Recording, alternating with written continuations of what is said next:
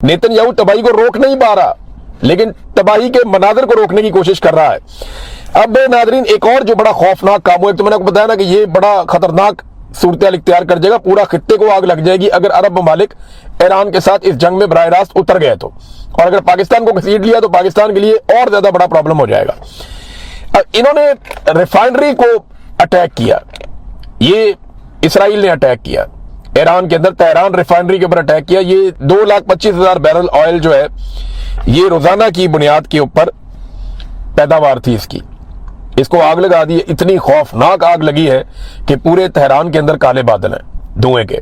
Tehran में दिन के वक्त रात हुई थी, हर तरफ स्याह कलर था। हुकूमत ने एडवाइजरी जारी की कि आप लोग अपने घरों में रहें, खिड़कियां और दरवाजे बंद रखें, इसके सेहत को नुकसानात होंगे। वहां पे जो बारिश हुई है वो स्याह रंग की बारिश, यानी उसके अंदर ये केमिकल है। तो हलाल अहमर ने भी एक पेशन गोई की है कि यहाँ तेजाबी बारिश हो सकती है, उसका इम्कान है, जो जिल्द और फेफड़ों को शदीद नुकसान हो सकता है शहरियों का।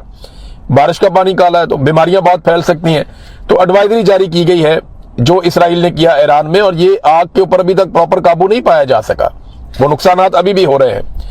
दूसरी जानिब जब ये इसराइल ने किया ईरान में, तो ईरान ने उसकी रिटेलिएशन में हीफा में, जो इसराइली शहर है, वहां पे जो इसराइल की एक रिफाइनरी है उसको निशाना बना दिया। अब ये रिफाइनरी भी 2 लाख बैरल रोजाना इनकी पैदावार है, वहां पे उन्होंने निशाना बनाया, वहां से भी धुएं के बादल और आग उठ रही है। लेकिन देखिए, इसराइल बड़ा जदीद मुल्क है, उसने बड़ा जबरदस्त निजाम बनाया हुआ है। आप उसकी किसी भी चीज को तबाही करते हैं तो वो डैमेज कंट्रोल बहुत तेजी से करते हैं। अब ईरान में इतने खौफनाक हमले हो रहे हैं कि डैमेज कंट्रोल तो दूर की बात है, उनकी स्ट्रेटेजी सिर्फ अटैक की है कि बस हमला करते जाओ और किसी भी तरह करके दुश्मन को अंगेज रखो हमलों के जरिए से, तो वो हमलों के जरिए से कंट्रोल करते हैं। अच्छा, एक चीज मैं आपको इसमें और बताता हूं, ये अरब ममालिक ने ना कोई डाटा शेयरिंग की है अमेरिका के साथ, इनकी अपनी इंटेलिजेंस रिपोर्टें भी हैं अरब ममालिक की। तो अमेरिकन को वो वक्तन फवक्तन, क्योंकि उनकी अलाई है, उनके इत्तेहादी हैं, तो उनके साथ शेयर करते हैं चीजें। तो चंद चीजें ऐसी हैं जो अब अरब ममालिक के अंदर खदशात बढ़ गए हैं। नंबर 1 ये है कि अमरीकी अहदेदारों ने जो बार बार ये कहा ना कि ये एक मजहबी जंग है या इस्लाम के खिलाफ जंग है, उसमें ना आवाम के अंदर रद्देमल बड़ा ऑब्वियस है, वो पैदा होगा। नंबर 2, अगर ये जंग बड़ी लंबी चल जाती है ना, तो इससे मईशत को वो डबो देगी, बड़ा नुकसान मईशत का भी हो जाएगा। अवाम में राय बन रही है कि अमरीकी बेसिस, ये अरब अवाम के अंदर ये राय बन रही है, अरब अवाम ये सोचना शुरू हो गए हैं कि जो अमेरिका की बेसिस है उनका हमें फायदा नहीं है, उनका हमें नुकसान है, वो हमें तहफ़्फ़ुज़ नहीं दे रही, बल्कि हमारे लिए वो खतरा बन रही है। और एक और चीज जो होने जा रही है, ये अभी बहरीन से ये अटैक हुआ था, गालिबन इसराइल ने ये अटैक किया है। ईरान में पीने के साफ पानी के ऊपर अटैक किया गया कि लोगों को पीने का साफ पानी ना मिले, और जहां से पानी की तरसील का पूरा निजाम है उसके ऊपर अटैक किया गया ताकि लोग सफर करें। दूसरी जानिब बहरीन में भी रद्द-ए-अमल यही आया, और ईरान ने भी एक इंफ्रास्ट्रक्चर है पानी को साफ करने का प्लांट, उसको निशाना बना दिया। अभी ये इतलात कंफर्म नहीं हुई, नेक्स्ट वीलॉग जब मैं कर रहा हूँ तब तक कंफर्म हो जाएंगी। लेकिन देखें, अगर ईरान पीने के साफ पानी का जो निजाम है उसी को छेड़ देता है गल्फ कंट्रीज में, तो किसी तेल के कुएं को छेड़ने की जरूरत नहीं है। ये वो फैसिलिटीज हैं जिनको नुकसान पहुंचाया तो उनकी आवाम सड़कों पे आ जाएगी। और अरब स्प्रिंग का तो हमने नाम सुना था ना, जो स्पॉन्सर्ड किस्म का था, ये असली वाला आ जाएगा तो बड़ी मुसीबत बन जाएगी। तो पीने के साफ पानी का इन्हिसार जो है इन ममालिक का प्लांट्स के ऊपर है।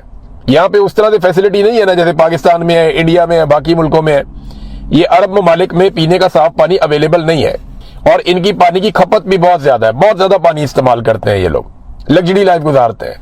अगर ये ईरान ने इन प्लांट्स को निशाना बनाया, जो कि एक चाइनीज तजियाकार कह रहा था कि एक मरहले में जाके ईरान को ये करना पड़ सकता है, तो फिर ये एक बड़ी मुसीबत खड़ी हो जाएगी। चीनी दिफाई माहिरीन जो है वो बहुत हैरान भी हैं, और वो तजिए भी दे रहे हैं लगातार कि देखे ना, चाइनीज दिफाई माहिर है तो सबसे पहले तो वो चीन के हथियारों को जानता है ना, वो ये जानता है कि चाइना के पास कौन से हथियार हैं, चाइना ने कब कब बनाए हैं, चाइना दिफा कैसे करेगा, अटैक कैसे करेगा, जहाज कौन से हैं, एयर डिफेंस कौन सा है, सस्ता कौन सा है, महंगा कौन सा है, ड्रोन कौन से है, हिकमत अमली जंगी क्या हो सकती है। चाइना के पास दुनिया की सबसे बड़ी फौज है तादाद के नुक्ता नजर से, अब हथियार भी बहुत है उनके पास, वो एक्सपोर्ट्स में और बाकी चीजों में अमेरिका से आगे निकलते जा रहे हैं, पूरी दुनिया में उनके कारोबार का फैलाव भी ज्यादा है। अब जो चाइना के दिफाई तजियाकार हैं वो अमेरिका की बेइज्जती कर रहे हैं, वो ये कह रहे हैं कि अमेरिका की जो फौज है वो पिछली सदी की फौज है, यानी वो पुराने तरीकों से लड़ रही है, उनके हथियार जो है वो आउटडेट हो चुके हैं, उनकी टेक्नोलॉजी फरसूदा है, पुरानी है। और अमेरिका और इसराइल बहुत बुरी तरह एक्सपोज भी हो गए हैं। इनकी जंगी हिकमत अमली भी वो नहीं है जो जदीद दौर के तकाज़ों के मुताबिक हो। तो अमेरिका ने अपनी मिथ खो दी है। यानी जो लगता था ना चौधरी है जो कहेगा वो हो जाएगा, वो चौधराहट अमेरिका की बड़े खतरे में पड़ गई। और ये चाइनीज तज्जियाकार नहीं, दुनिया भर में लोग कह रहे हैं। रशिया बहुत खुश है कि अमेरिका को हम ओवर एस्टिमेट कर रहे थे, ये तो वैसा निकला ही नहीं जैसा सोचा जा रहा था। अब देखिए खबरें इस तरह की फैलाई जा रही हैं और इनसे तासुर दिया जा रहा है कि बहुत ही ताकतवर है। यानी पाकिस्तान के अंदर आपको याद है अमेरिकन कमांडोज आए थे, वो उसामा बिन लादेन को उठा के ले गए थे। इसमें अमेरिकन कमांडोज का कमाल नहीं था, ये पाकिस्तानी फौज का कमाल था जिन्होंने रोका नहीं उन्हें। अगर हम वो 2 हेलीकॉप्टर ही आ रहे थे ना, आप उन्हें रोक लेते, आप उन्हें वहां घेर लेते, आप एयरफोर्स के तैयारे उड़ाते, आप उन्हें वापस ना जाने देते। लेकिन अमेरिकन कमांडोज आए, पाकिस्तानी गवर्नमेंट ने उस वक्त तालियां बजा के मुबारकबाद दी और वो उसामा बिन लादेन को उठा के ले गए मार के। इसी तरह वो गए वेनेजुएला में, वहां जाके उन्होंने मादुरो को उठाया, वहां पे भी अंदर गद्दार थे, मादुरो को उठा के वो ले गए वेनेजुएला के सदर को। तो अमेरिका का कॉन्फिडेंस बड़ा बढ़ा हुआ था क्योंकि वो एक फिक्स मैच खेल रहा था, नूरा कुश्ती कर रहा था, जैसे WWF में होती है ना, झूठी मूठी मारते हैं एक दूसरे को। तो अमेरिका की मौजें लगी हुई थी, दुनिया में उसकी चौधराहट कायम थी। अब यहां पे ईरान में वो कहते हैं इसी तरह का एडवेंचर करना है, हमने वहां से यूरेनियम उठानी है जो 60% तक उन्होंने प्योरीफाई की हुई है अफसूदा यूरेनियम, जिससे एटम बम बना सकता है ईरान। उसकी मिकदार है 450 kg लगभग। वो अमेरिकन मरीन्स जाएंगे जी और वो जाके वहां से स्पेशल फोर्सेस वो उठा लेंगी। अब इस किस्म के मामलात पे गौर किया जा रहा है, ये पॉसिबल है क्या? मुझे बड़ा शक है सलाहियतों के ऊपर कि ईरान के अंदर जाके इस किस्म की हरकत करके वापस निकल जाए अमेरिकन फौजी। ये जरा थोड़ा मुश्किल लगता है।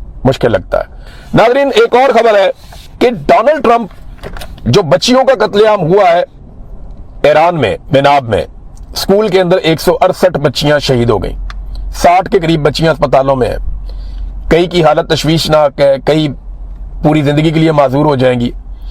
ये वाकया ऐसा है जिसने पूरी दुनिया को हिला कर रख दिया। नाज़रीन, मौलाना और ताहिर अशरफी, इन दोनों ने एक दूसरे के कपड़े उतारने के चक्कर में एस्टेब्लिशमेंट को नंगा कर दिया। पहले आप देखिए, इन्होंने एक पोल खोला एक दूसरे का, जरा ये पोल आप सुने, आपको बड़ी हैरत होगी। और मैं आपको एक ऐसा पहलू और एक ऐसी चीज बताऊंगा कि आप सर पकड़ के बैठ जाएंगे कि ये मौलवी हमें बेवकूफ समझते हैं। पहले आप सुने कि मौलाना फजलुर रहमान ने जो वकला का कन्वेंशन है उसमें खड़े होकर ताहिर अशरफी के बारे में क्या कहा, ये जरा आप सुनिए। और एक मौलवी साहब अगले दिन रात को एक खाने पर मेरे साथ बैठा है, मुझे मुबारकबाद भी दे रहा है जलसे की और अगले दिन रो रहा है। मौलाना साहब ने रो के भी दिखाया थोड़ा सा ना, एक्टिंग करके। तो ये ताहिर अशरफी के बारे में कह रहे हैं कि वो आया मेरे पास और मुझे जलसे की मुबारकबाद दे रहा था और अगले दिन टीवी पे देखा तो वो रो रहा था। ये क्या ड्रामा है? अच्छा, ताहिर अशरफी का जरा जवाब सुन लेते हैं, फिर मैं आपको बताता हूं बड़ी मजे की कहानी कि ये दोनों मौलवी एक दूसरे के कपड़े उतारने के चक्कर में पाकिस्तान की मिलिट्री एस्टेब्लिशमेंट को नंगा कर गए। ये जरा आप सुनिए, ताहिर अशरफी साहब मौलाना को जवाब दे रहे हैं। आपने जलसे के हवाले से बात हुई तो दोनों बातें आपको बतानी चाहिए थी। जहां मैंने आपसे ये कहा कि बहुत अच्छा जलसा आपने किया, वहां मैंने आपसे ये कहा कि कुछ जुमले, कुछ चीजें आपने सख्त कही। वो कहते हैं जी मैंने आपके जलसे की तारीफ जरूर की थी, लेकिन मैंने आपको बता दिया था कि कुछ चीजें और कुछ जुमले आपने सख्त कहे हैं। ये उन्होंने एतराज वहां पे फजलुर रहमान साहब के मुंह पे कर दिया था। अब मेरा एक सादा सा आपसे सवाल है, आपका कोई जानने वाला है, आप उसके अंदर कोई बुराई देखते हैं और आप उसे वहां पे बताते हैं कि जनाब ये तो चीज आपकी बहुत अच्छी, कपड़े आपने बहुत अच्छे पहने लेकिन खाना आपने ठीक तरीके से नहीं खाया, या फलानी चीज तो आपने बहुत अच्छी की है लेकिन ये वाला काम आपने गलत किया है। तो आपने अपने दोस्त को, अपने जानने वालों को, या जिसके साथ आपका अच्छा ताल्लुक है, आपने उसको बता दिया कि जनाब ये चीज मुझे लगा कि आपकी ठीक होनी चाहिए थी, ये चीज आपकी बहुत अच्छी थी, ये चीज आपकी बुरी थी।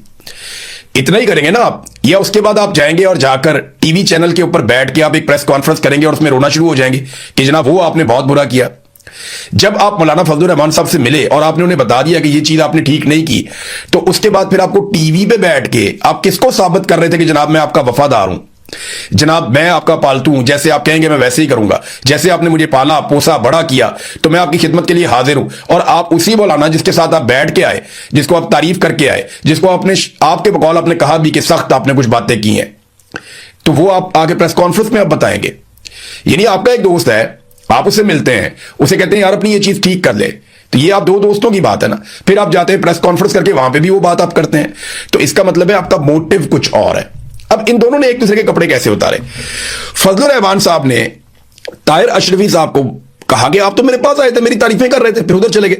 ताहिर अशरफी ने आगे से कहा मैं वो भी बताऊं, वो जो आप मुझे कह रहे थे किसी को पैगाम भेजना है, अंदाजा करें।